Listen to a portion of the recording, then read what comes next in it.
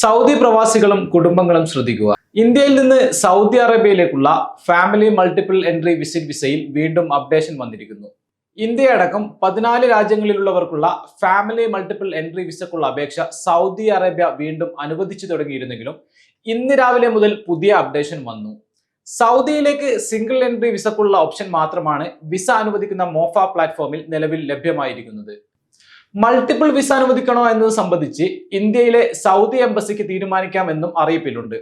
വിസയുടെ സാധുത, മൾട്ടിപ്പിൾ വിസയാണോ, സൗദിയിൽ തങ്ങാൻ അനുവദിക്കുന്ന കാലയളവ് എത്ര എന്നിവയെല്ലാം ബന്ധപ്പെട്ട് സൗദി എംബസി അപേക്ഷ പ്രോസസ് ചെയ്യുമ്പോൾ നിർണ്ണയിക്കുമെന്നും അറിയിപ്പിൽ സൂചിപ്പിക്കുന്നു.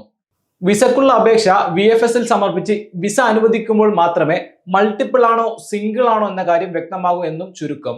ഈ മാസം 16 മുതലാണ് VFS അപേക്ഷ സ്വീകരിച്ചു തുടങ്ങുന്നത്.